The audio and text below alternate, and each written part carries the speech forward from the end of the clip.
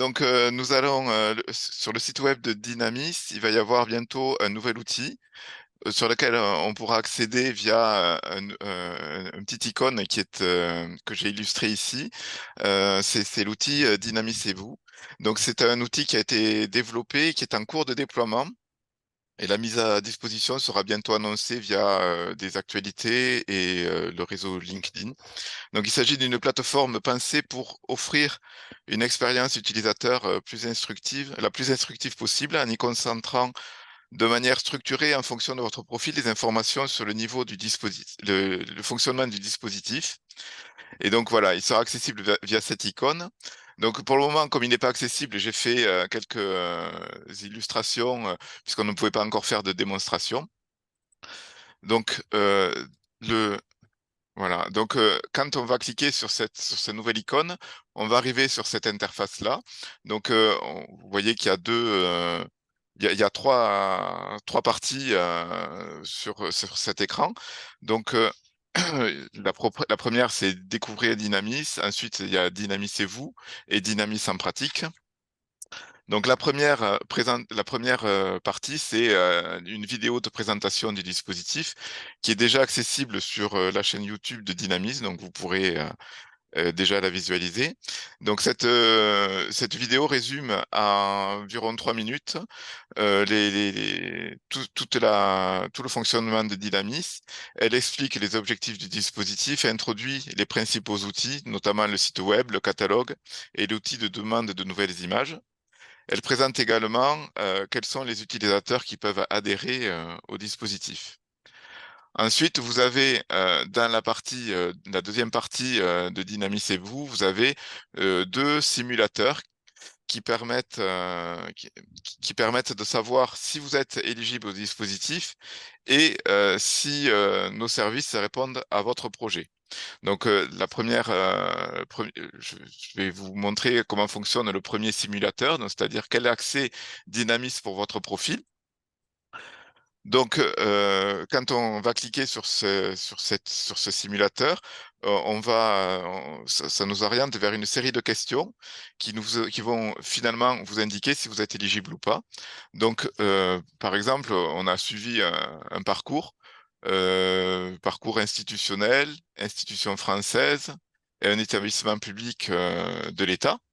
Et donc, à la fin, on a cette page qui arrive et qui récapitule, en fait, pour chaque profil, l'ensemble des étapes pour une adhésion.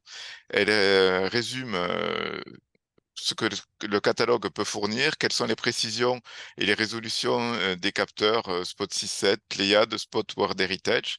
Elle explique le déroulé d'une demande d'archive et ou d'une demande de programmation.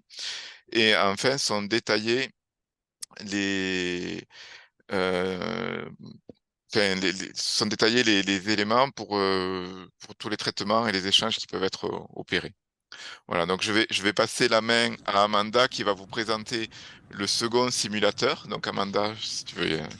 Merci Stéphane. Donc le second simulateur va vous permettre de savoir si Dynamis répond à votre projet en fonction de votre besoin.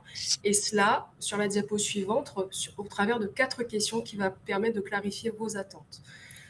Pour cette simulation, par exemple, nous allons partir sur un projet en santé et en environnement pour la première question. On va définir dans la seconde question la zone du projet à l'échelle du département. Puis en troisième question, nous allons définir la taille des objets qu'on va vouloir observer. Donc on va dire que on va vouloir observer des villes ou un regroupement de villes ou de forêts. Donc on va plutôt choisir des objets agrégés. Et enfin, on va avoir besoin de savoir si votre besoin, alors on va plutôt, si vous avez besoin d'accéder à cette information-là thématique de manière ponctuelle ou si vous avez besoin d'un suivi temporel pour voir un peu la fréquence des données dont vous avez besoin. Une fois que vous aurez répondu à ces 4 questions, sur la page, on va voir que le simulateur va recommander l'utilisation soit des images Spot6, soit des images Pléiade.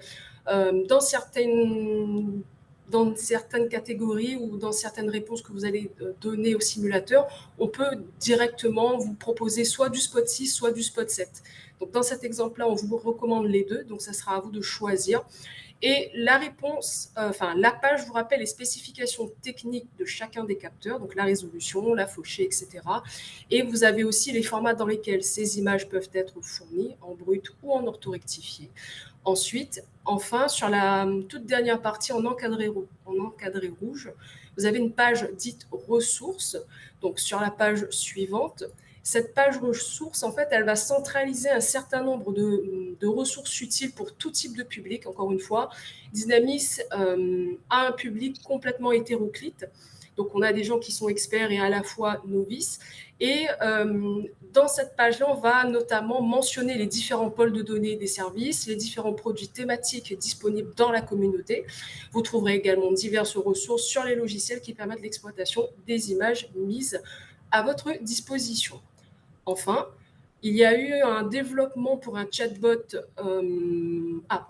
Pour la troisième partie, alors, en dernière partie du parcours, pour fluidifier ce parcours pédagogique, on va vouloir avoir des parties tutoriels pour les adhérents Dynamis et les non-adhérents Dynamis afin que vous puissiez avoir un aperçu de l'ensemble des fonctionnalités disponibles, que ce soit sur le métacatalogue ou autre. Donc vous retrouverez également à droite des documents qui vont vous réexpliquer notamment le processus d'adhésion ou clarifier les différents rôles euh, au sein du processus d'adhésion. Donc notamment ce que c'est que le référent dynamique et ce que c'est que le responsable légal qui sont souvent rappelés dans nos échanges avec les utilisateurs.